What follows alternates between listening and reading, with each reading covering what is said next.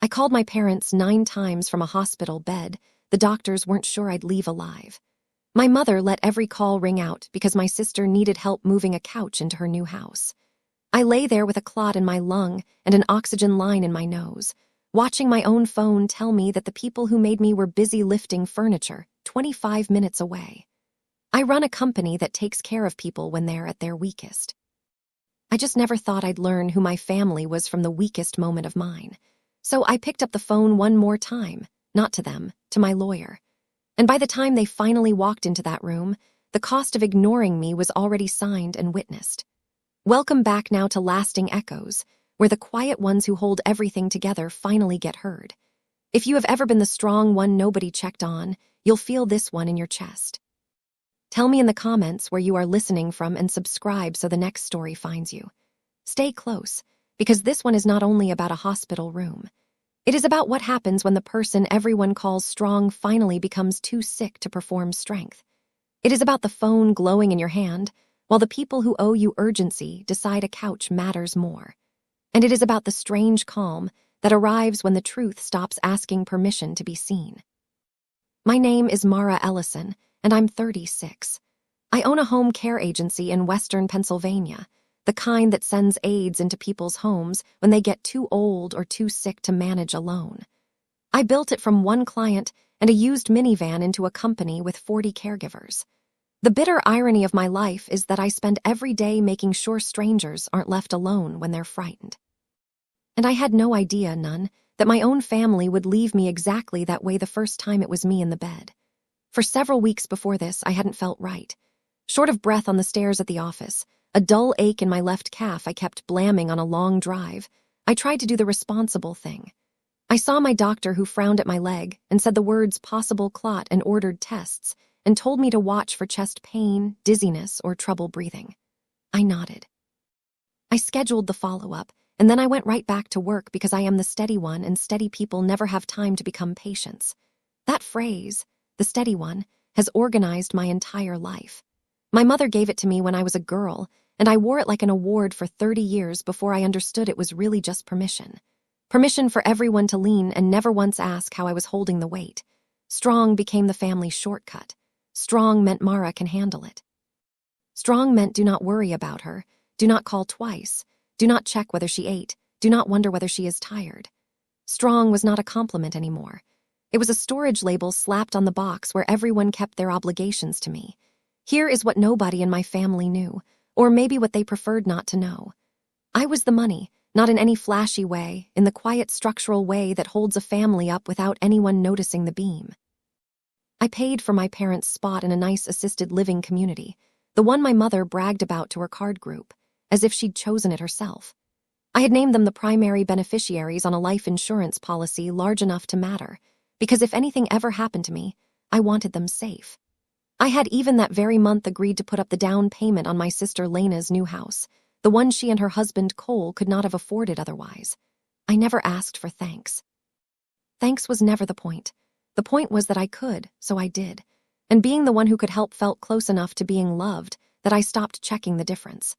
That is the dangerous part of being useful for too long. You begin to mistake access for affection. You begin to think people calling when they need money is the same as people calling because they miss your voice. I had built a life around being necessary, and I had never asked myself what would happen if I became inconvenient instead. My mother and I had talked on the phone just a week before everything happened. I'd mentioned lightly that I was tired, that my doctor wanted more tests. She breezed right past it the way she breezes past anything that isn't about Lena or the grandkids. "Oh, you're the strong one, Mara," she said, warm and cert. "You'll be fine. You always are. You'll be fine. You always are." I had heard that sentence my whole life in 100 shapes, and I'd always taken it as a compliment. It took a hospital bed to teach me what it actually was. It was a door closing softly.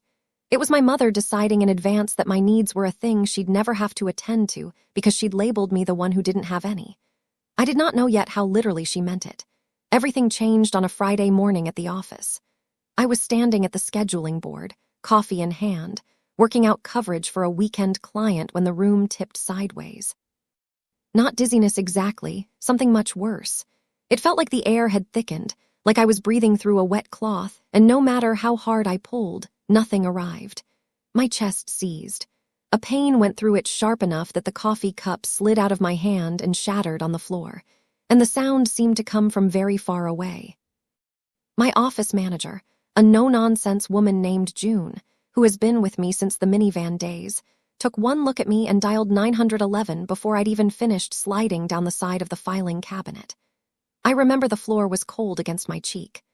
I remember June's voice, very steady, telling the dispatcher my age and that I couldn't breathe, and thinking distantly that she was good in a crisis, that I had trained her properly. I remember the ceiling tiles, then the paramedics and an oxygen mask, and a man with kind eyes asking me to squeeze his fingers, and the particular terror of trying to answer and not having enough breath to make words. They loaded me into the ambulance. The ambulance doors closed, and somewhere in that ride, between the siren and the strange floating feeling of not getting enough air, one clear, cold thought cut through everything else. I might die today. Me, the one who was always fine, the one who took care of everyone else. I might die on a Friday on a gurney, and the last thing I'd done was figure out someone else's weekend schedule. That thought should have terrified me, and it did. But underneath it was something worse, something almost embarrassing. I remember thinking I should have finished the payroll approvals. I remember worrying June would not know which caregiver had agreed to cover Saturday night. Even in the ambulance, some trained part of me was still reaching for other people's needs before my own body could get air. The emergency room moved quickly in the way that tells you it's bad. Scans, a line in my arm, voices using words over my head. By the time they had an answer, I was in the intensive care unit, and a doctor with tired, honest eyes was standing at the foot of my bed, telling me the truth because I had asked for it. A pulmonary embolism, a blood clot, the one that had been quietly forming in my leg, had broken loose and traveled to my lung, a large one. She did not soften the answer. She told me it was serious, that the next day or two were the dangerous part, that they were giving me medication to keep it from growing and to keep my body stable while they decided on next steps. She told me people did recover from this. She also told me gently that some didn't and that I should let my family know I was here. Let my family know. The doctor said it like it was simple, like family was a switch you flipped and light filled the room. I almost laughed, but there was not enough oxygen for that. Family, to me, had never been a light switch. It had been a job schedule, a bank draft, a list of things I quietly made easier for everyone else. Still, lying there with the monitor ticking beside me, I wanted the simple version. I wanted to call, and I wanted them to come. I lay in that bed with the oxygen hissing in my nose and the monitor counting my heartbeat out loud.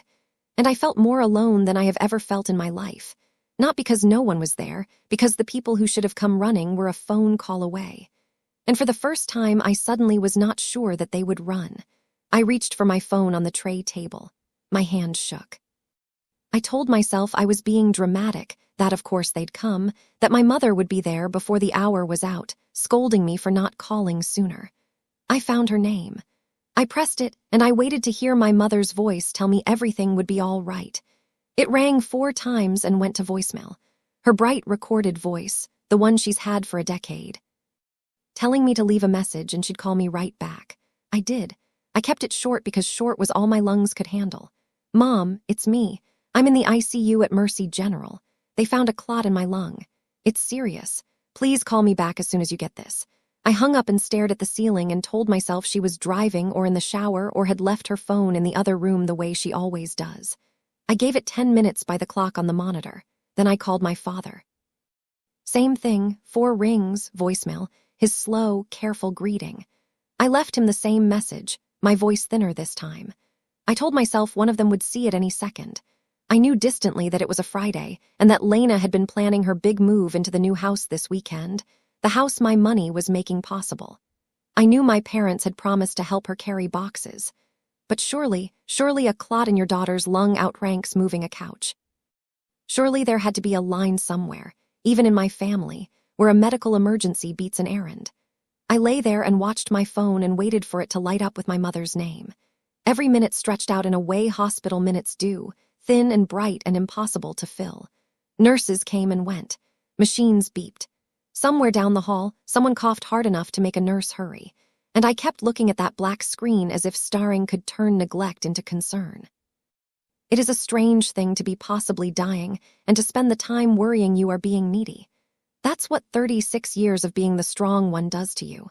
Even on the edge, I was apologizing in my head for the inconvenience of my own emergency. Over the next 2 hours, I called 5 more times. 3 to my mother, 2 to my father. Every one rang all the way through and dropped into voicemail. After the 6th call, I stopped leaving messages because there was nothing left to say that I hadn't already said, and because hearing my own frightened voice played back in my head was making it worse. Then I made the mistake of opening the family group chat. There it was scrolling up my screen in real time. My mother active right now posting photos. A picture of Lena's new living room with boxes stacked to the ceiling. A picture of my father red-faced and grinning holding one end of that couch. String of laughing emojis. A message from my mother that said, "Best day. So proud of our girl and her beautiful new home." Our girl, not our daughter in the ICU. Not has anyone heard from Mara.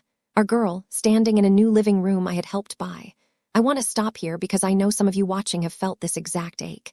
You've been left on read while the family carried on without you. You've watched in real time the proof you were not the priority you'd spent your life being for them.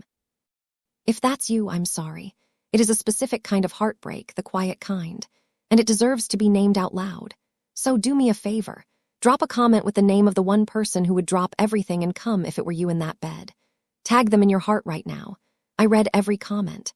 Back in the ICU, I set my phone face down on the tray, and for the first time since the ambulance, I didn't feel afraid anymore. I felt something colder and clearer take its place. There are moments when grief burns itself down so quickly that what is left behind is almost clean. That was what happened to me.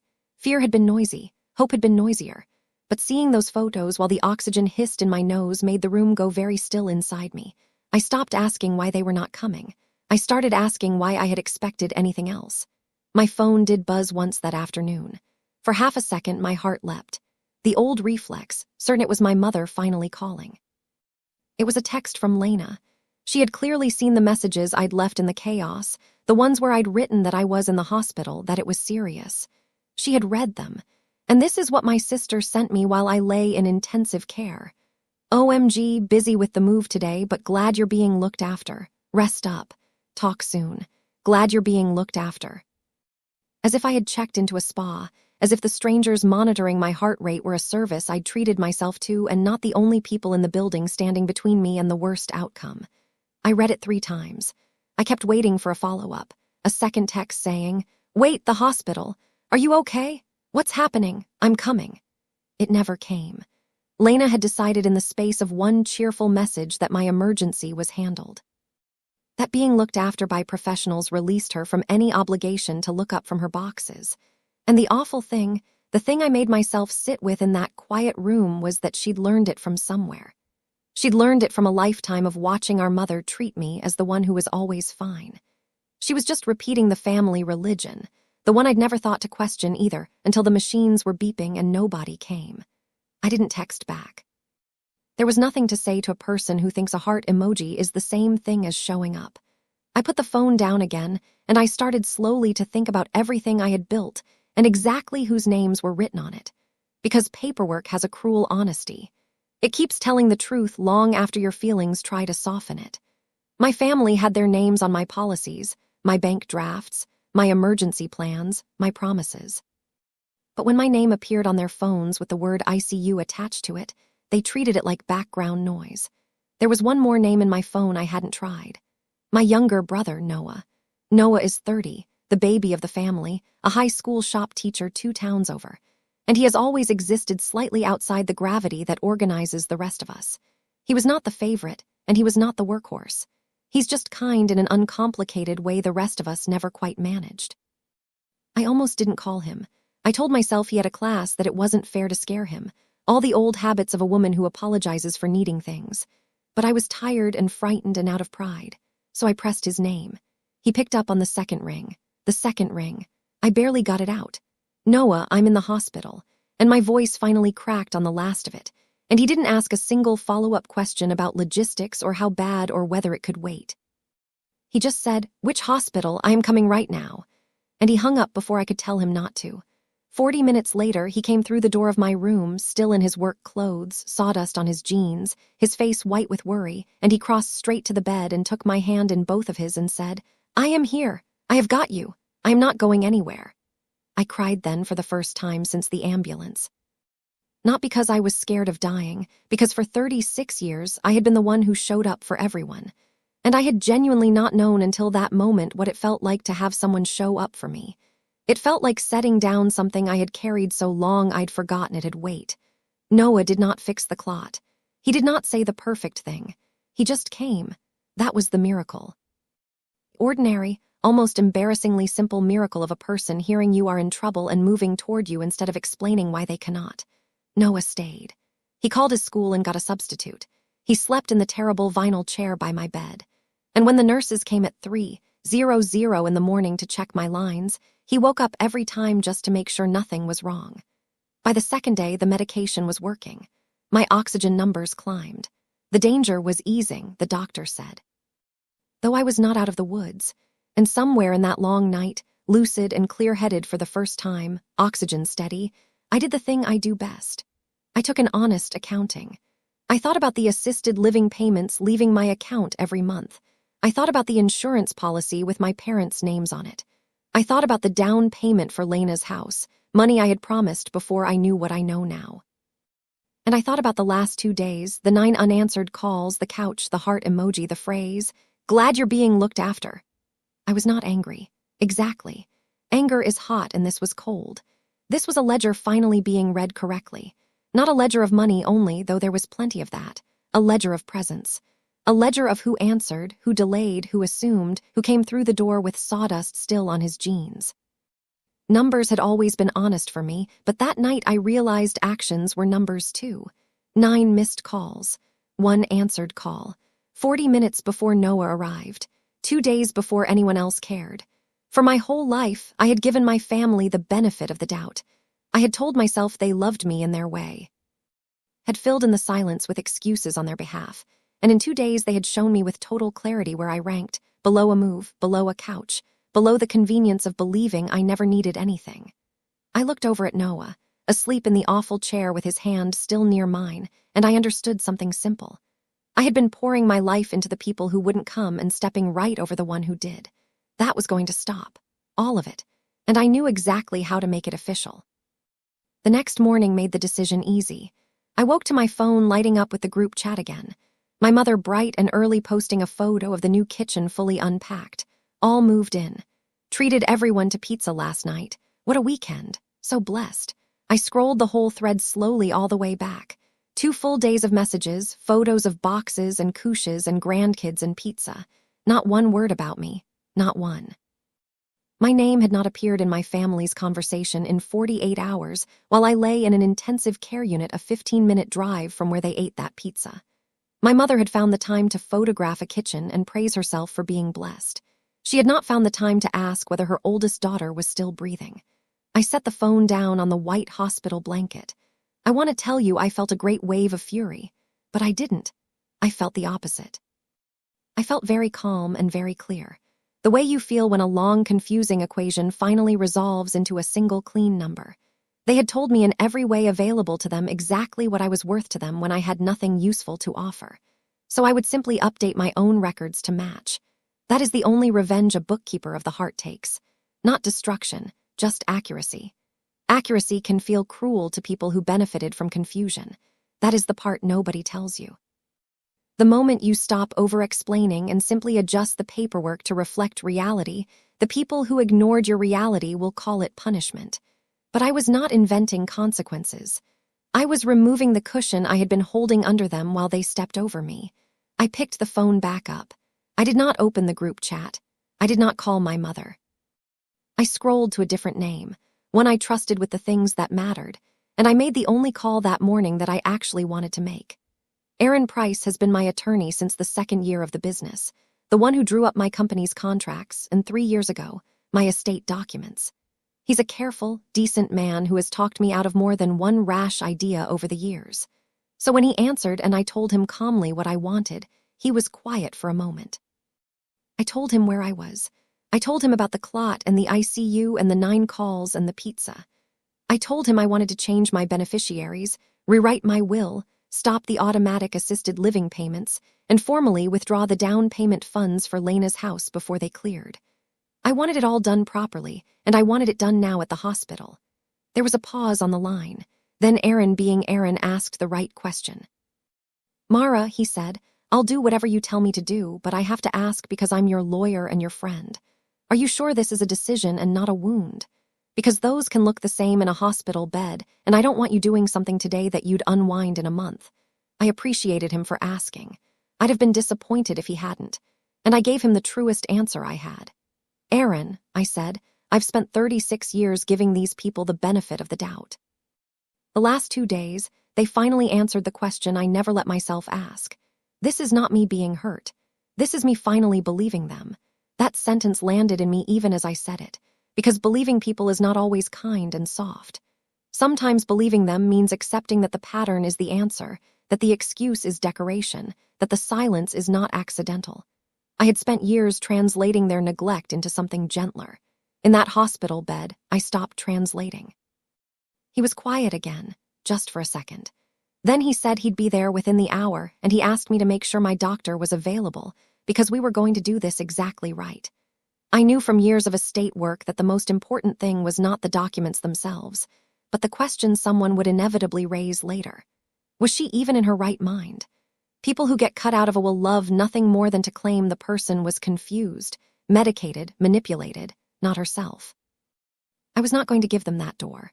So before Aaron arrived, I asked to speak with my attending physician, the same honesty doctor who had leveled with me on the first night. I explained what I intended to do and why. I asked her plainly whether she could confirm in my chart that I was alert, oriented, and fully capable of making my own legal and financial decisions. She looked at me for a long moment, the kind of look one tired, competent woman gives another, and she said yes. She said my labs were stable, my oxygen was good, I was lucid and clear, and that in her medical judgment I had full capacity. She offered to note it in my record and to witness the signing herself if it would help. I told her it would help more than she knew. My night nurse, Ruth, a sturdy woman with reading glasses on a chain and zero tolerance for nonsense, agreed to be the second witness. I'd watched Ruth run that unit for 2 nights with a steadiness I recognized, and I trusted her instinctively. By the time Aaron walked in with his briefcase, everything was in place. A doctor to confirm my mind, a nurse to witness my hand, a lawyer to make it real. For the first time in days, I felt like myself again, not the patient. The IV line was still in my arm. The oxygen was still under my nose. I was still weak enough that standing made the room swim. The part of me that knew how to protect a future had sat up. That part was steady, not because other people demanded it, but because I had finally pointed it toward myself. The woman who builds things properly so that no one can tear them down later. Aaron set his briefcase on the foot of my bed and laid the papers out on the rolling tray table, the same table they had been bringing my untouched meals on for 2 days. It became in that moment the most important desk I have ever signed at. One by one, he walked me through them, plain and unhurried, the doctor on one side of the bed and Ruth on the other. First, the change of beneficiary on the life insurance. My parents' names came off. In their place went Noah and a second name that surprised even me as I said it, a caregiver relief fund I'd been meaning to start at my own company for years, a small endowment for the aides who break down caring for everyone else. Second, the new will redirecting my estate along the same lines. Third, the order halting the automatic monthly payments to my parents' assisted living account. And fourth, the formal withdrawal of the down payment funds for Lena's house signed and dated before the wire could clear. I read each page. I understood each page, and then I signed my name, my own steady hand, the doctor watching, Ruth witnessing, Aaron notarizing. There was no drama to it, no tears, no speeches, just the quiet scratch of a pen. Over and over, rewriting my life so that it finally pointed at the people who'd actually shown up. When the last signature was dry, I sat back against the pillows and felt lighter than I had in years. I looked at Aaron and at the doctor and at Ruth, and I said the only thing that captured it. I signed my whole life over to the people who actually showed up. I told them from the bed. The rest of them couldn't be bothered to visit. Ruth, witnessing her quiet human catastrophe, just nodded once, like she'd seen this exact reckoning before, and was glad this time to be on the right side of it. Aaron gathered the signed, witnessed, notarized documents back into his briefcase. Copies for me, originals filed where they needed to go. At the door, he paused and looked back at me, and there was something in his face that wasn't quite a smile, but was close to respect. "It's done," he said. "It's clean. Nobody's undoing this." Then he left, and the room was quiet again. Just me and the monitor and Noah, who had stepped out for coffee and come back to find his whole family rearranged on a tray table and asked no questions. Because Noah has always understood that some decisions explain themselves. I did not call my parents to tell them what I'd done. I did not text the group chat. I felt no urge to announce it, no need to throw it in anyone's face. That isn't who I am. And besides, the whole point of doing it quietly and correctly was that it didn't depend on their reaction at all. It was simply true now, witnessed and filed, whether they ever found out or not. I lay back and closed my eyes. Somewhere across town, my mother was unpacking a kitchen and feeling blessed. Somewhere, my sister was arranging throw pillows in a house she didn't yet know had stopped being possible. And here I was in the bed none of them had visited. Finally, strangely at peace. They would find out eventually. People always do. The assisted living office would send a letter. The bank would flag the missing funds. And then only then they would come. I was sure of it. The day the money stopped, they would finally remember they had a daughter. I just intended to be recovered enough by then to be sitting up when they walked in. I was right, of course. It just took a few days. By the third day, I'd been moved out of the ICU into a regular room. The clot stabilized, the danger behind me, a long, boring recovery, and months of blood thinners ahead. Noah came every day after school. He brought me real food and bad magazines and sat with me. And we talked more in those few days than we had in years. Two siblings discovering late that they actually liked each other. My parents still did not call. Lena still did not call. The silence which had once felt like a wound now felt almost like a courtesy, a window of peace before the storm I knew was coming. The storm started with the bank. Money has a way of making invisible people visible very quickly. I had been lying in that hospital for days without creating urgency. But the moment a wire failed to appear, suddenly phones worked. Suddenly people had questions. Suddenly my existence became important enough to track down. My business accountant, who I'd looped in, let me know the down payment withdrawal had gone through cleanly. The funds pulled back before they could transfer to the title company for Lena's house, which meant that somewhere in some closing office, a wire that was supposed to arrive simply hadn't. I pictured it without much feeling. A lone officer frowning at a screen. A title agent making an awkward phone call. My sister's new house, the one full of unpacked boxes and arranged throw pillows, quietly developing a hole in its foundation that no amount of pizza could fill. I was not gleeful about it. I want to be honest because I think honesty is the only thing that makes a story like this worth telling. I didn't feel triumph. I felt a grim level calm, the calm of a woman watching a consequence she didn't create but had finally stopped preventing. For 36 years, I'd been the safety net. I just stopped catching them, and gravity was about to do the rest. Cole was the first to feel it because Cole is the kind of man who feels money before he feels anything else. He called Noah, not me, because it apparently still hadn't occurred to anyone to call the woman in the hospital directly. Noah put it on speaker and we listened together, his eyebrows climbing higher with every sentence. Cole was rattled. The bank was saying the down payment hadn't come through. The closing was in jeopardy. The sellers were threatening to walk. Did Noah know what was going on? Was there some mix-up? Because Mara had promised Mara always came through. Mara was reliable. There it was again. Mara always comes through. Mara is reliable. The same sentence in a man's panicked voice that my mother had used my whole life to mean I never had to think about her needs. Noah, bless him, kept his voice flat and just said he didn't know anything about Marara's finances, and that maybe they should ask Mara, who was, he reminded Cole, pointedly still in the hospital. There was a small telling pause on the line. You could almost hear Cole remembering with annoyance that I was sick, as if my illness were now an inconvenient obstacle to my usefulness. They still did not get it, and that may have been the cleanest answer of all. Even after hearing hospital, ICU, clot, serious, they understood my illness only through the inconvenience it created for them. My body had almost failed, but their first true panic was financial. The order of their concern told me more than any apology later could. That's what struck me. Listening, even now, with the money gone, they weren't worried about me. They were worried about what my absence was costing them. I want to pause and ask you something because I genuinely want to know. Have you ever realized that your family valued what you provided more than they valued you? That the love was really just billing? If you have, tell me in the comments. You are not alone, and you are not wrong to have felt the difference. There is a loneliness that comes from being valued as a resource instead of loved as a person. It is hard to explain until the day you stop providing, and the room suddenly notices you only because the service has ended. After Cole hung up, Noah looked at me and said quietly, "They have no idea, do they? They didn't, but they were about to." Lena called me directly that evening, the first time my sister had called me. Not texted, not heart emoji texted, but actually called since before I collapsed.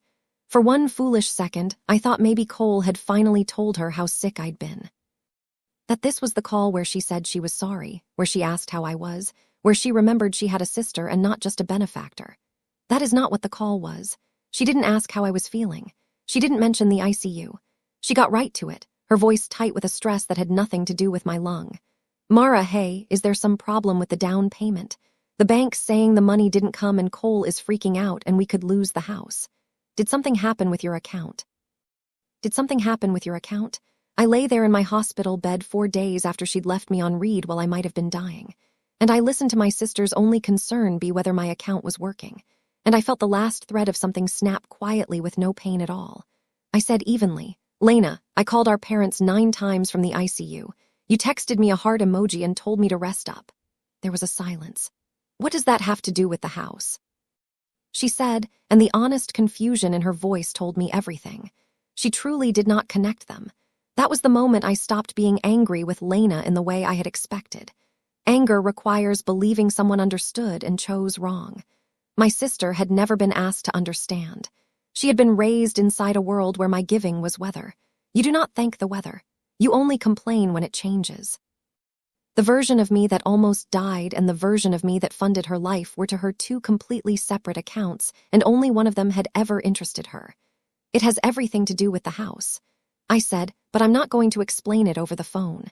If you want to talk about it, all of you, you can come see me. You remember where I am. You've had the address for 4 days. My mother started calling within the hour." Lena must have hung up and called her in a panic because suddenly my phone, which had sat silent and dark through the worst 2 days of my life, would not stop lighting up with my mother's name. Once, twice, 5 times. The very thing I had begged for from the ICU, my mother's face on my screen, was finally happening days too late. And now that it was here, I felt nothing but a clean, cold clarity. I did not pick up. I want you to understand that this was not pettiness, not an eye for an eye. I genuinely had nothing to say to her over the phone, and I knew from a lifetime of experience exactly how a phone call with my mother goes. She talks. She reframes. She finds the angle where she is the wronged party and I am the difficult one. And she does it so fast and so smoothly that I end up apologizing before I've remembered what I was upset about. She is a master of the medium of the phone call where there are no witnesses and no paper, only her voice and my old trained instinct to soothe her. So no, not on the phone. If my mother wanted to have this conversation, she would have it in person in the room she hadn't visited in front of the people who had seen me sign my name. She would have it on my ground for once where her voice was just a voice, and the documents were real and witnessed and could not be talked away. I let every call ring out the way she had let mine. The symmetry was not satisfying. It was sad. I had wanted those calls when I was scared and breathless and alone. Now they came after the money changed direction, after the house was threatened, after my usefulness stopped working. The same sound that would have comforted me 2 days earlier now felt like evidence. Then I turned my phone face down, looked at Noah, and said, "They're coming tomorrow. I can feel it." He nodded. "You want me here?" "Yes," I said. "And Aaron, I want this done right." I spent that night getting ready the only way I know how, which is to get my facts in order and decide in advance who I was going to be.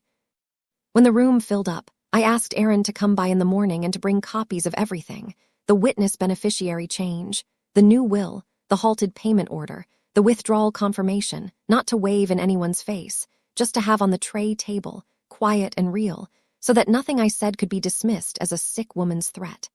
I called Aaron and walked him through it. And he gave me one piece of advice that I wrote down on the back of a hospital menu. Don't argue with them. He said, Whatever your mother says, however she spins it, don't defend yourself. The second you argue, it stops being about what's true and starts being about who's louder. And she's had 60 years of practice being louder. You don't have to win a fight. You just have to tell them what's already done and let the paper say the rest. Don't argue. Let the paperwork say the rest. I copied that sentence onto the hospital menu and stared at it until it felt like a railing I could hold. Paperwork would not cry. Paperwork would not get guilted. Paperwork would not apologize for being accurate.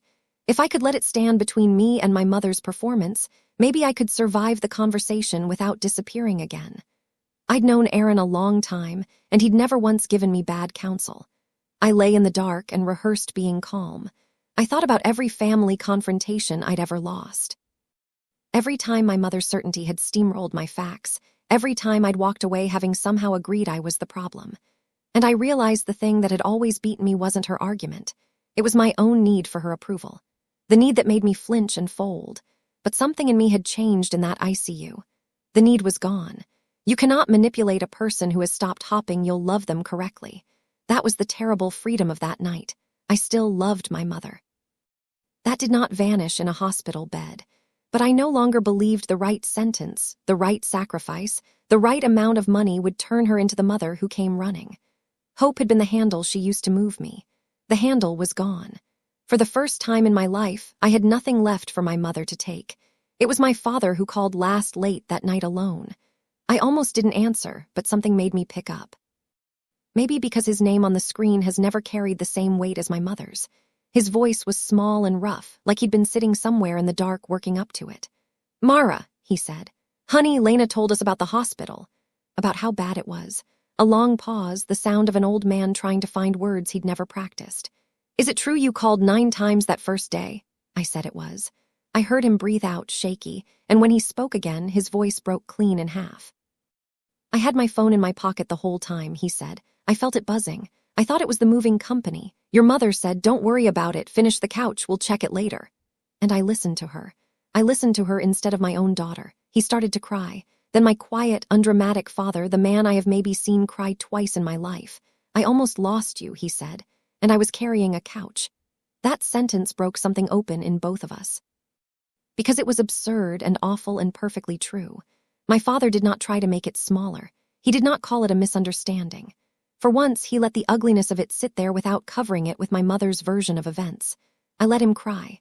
I didn't rush to make it okay the way I would have my whole life. But I wasn't cruel to him either because my father's failure was always cowardice, never malice. And there is a difference. "Dad," I said finally gently, "I'm okay. I'm going to be okay, but things are going to be different now. I need you to know that before tomorrow." He was quiet. Then he said the thing that told me he was the only one who'd actually understood. "I know," he said. "I'm just glad you're alive to make them different. I'll be there in the morning. I'm coming whether she does or not." They came the next morning, all of them filing into my hospital room like a delegation. My mother led, of course. She came in first, and she came in glowing with a grocery store bouquet wrapped in crinkling plastic and a smile so bright and so practiced that for a second I almost admired it.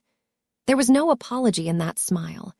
There was no fear, no shame, none of the haunted look my father wore as he came in behind her. My mother had decided somewhere on the drive over that the way to handle this was to skip straight past the last 5 days, as if they hadn't happened to flood the room with cheer, until everyone agreed to pretend along with her. She set the flowers on my tray table right on top of the very space where I'd signed everything away. And she leaned down and kissed my forehead and said, "Oh, sweetheart, look at you. You gave us such a scare, but you're the strong one. I knew you'd pull through just fine." There it was, the sentence of my entire life, delivered over a bouquet in front of my brother and my lawyer and a sister and brother-in-law, hovering anxious by the door. "You're the strong one. I knew you'd pull through fine," as if my survival had been a foregone conclusion, as if her absence had been a vote of confidence rather than a verdict. And then, barely a breath later, before I had even responded, she got to what she'd actually come for. "Now," she said, settling into the chair beside my bed with the air of a woman taking charge of a small mess. "Lena tells me there is some confusion with the bank, some mix-up with the house money. So let's just sort that out, shall we? I'm sure it's nothing we can't fix. Let's just sort that out. Not how are your lungs, not why did I miss 9 calls, not I am sorry I was not here. Sort that out. The money, the house, the inconvenience. My mother had walked into an ICU room and gone straight to the account that mattered to her most. I looked at my mother's bright, expectant face, and I understood she still, even now, had absolutely no idea what was about to happen. I did not raise my voice. This is the part I want you to picture clearly, because it is the whole of who I decided to be in that room.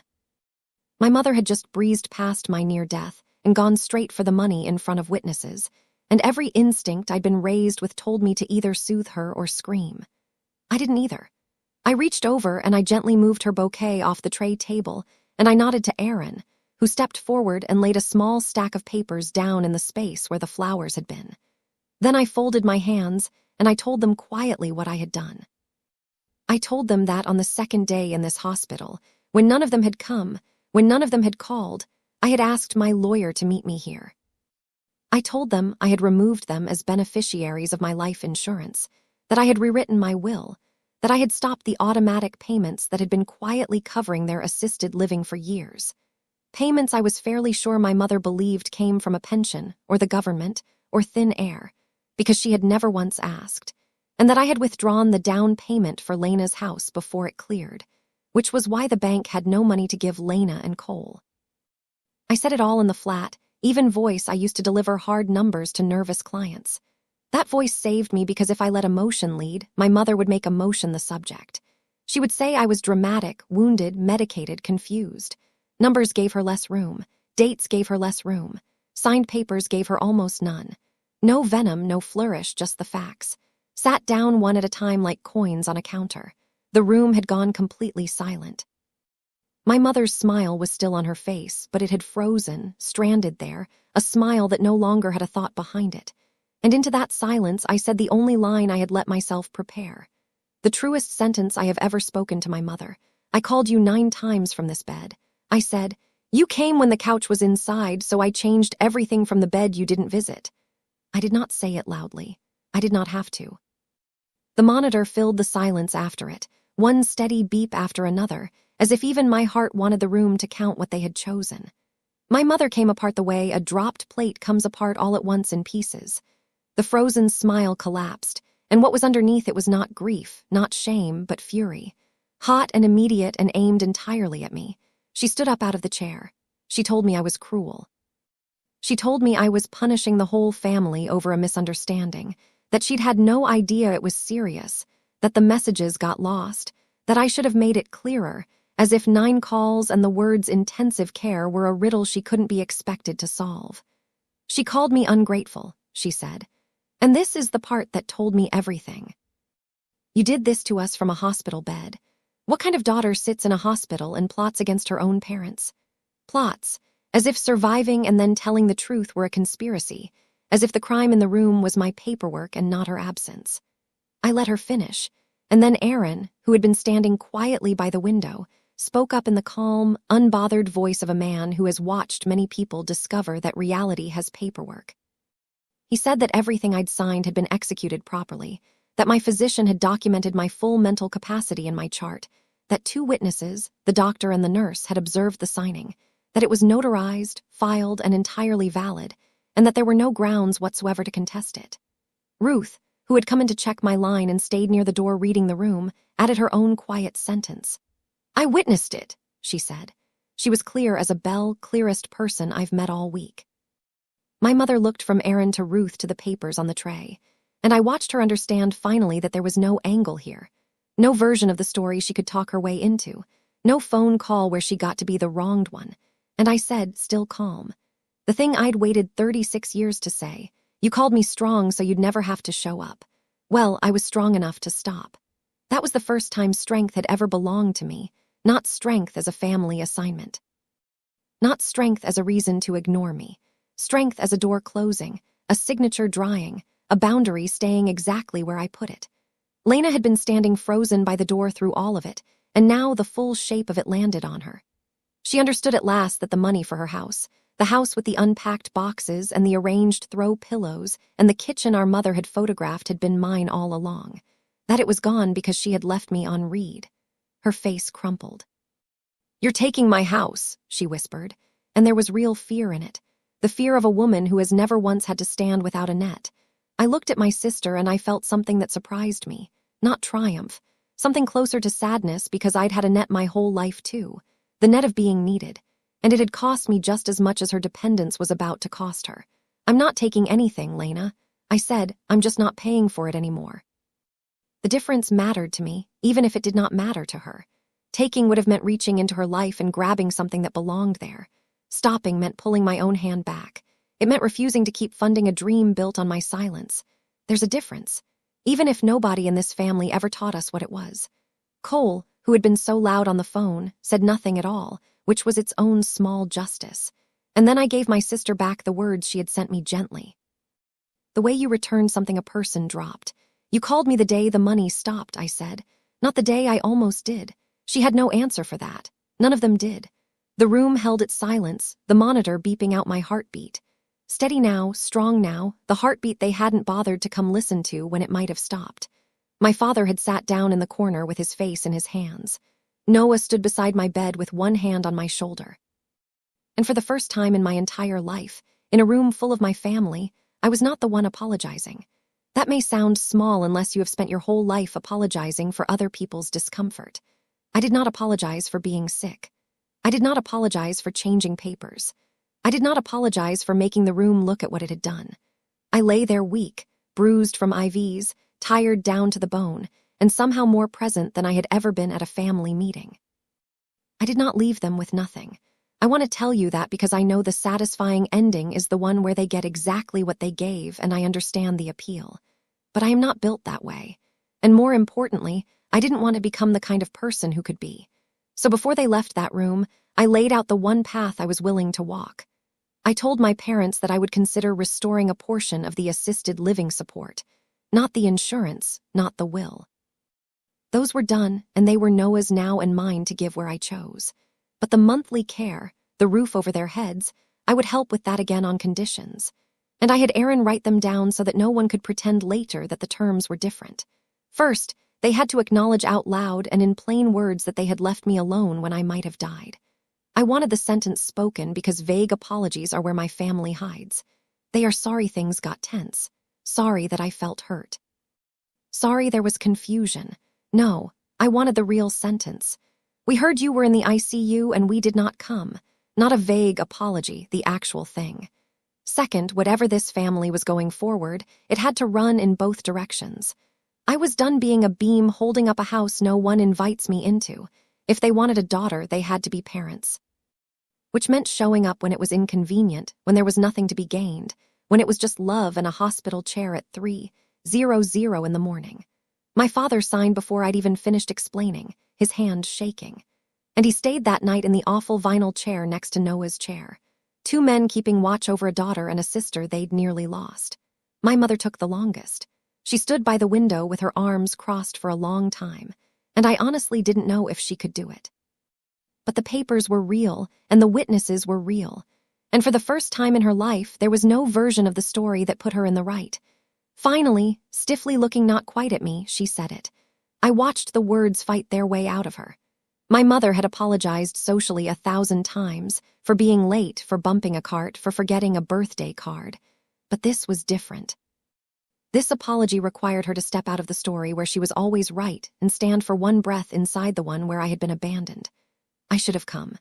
3 small words, and they cost her more than anything she'd ever given me. It wasn't much. It wasn't the mother I'd wanted my whole life, but it was true. And it was a beginning. And at 36, with a clot dissolving in my lung and my brother asleep in a chair beside me, I decided that a true beginning was enough to build on. Lena bought a smaller house eventually with her own money, and I went home finally to a life I had quietly rewritten to point at the people who'd actually been in the room. Family is not measured by who shares your blood.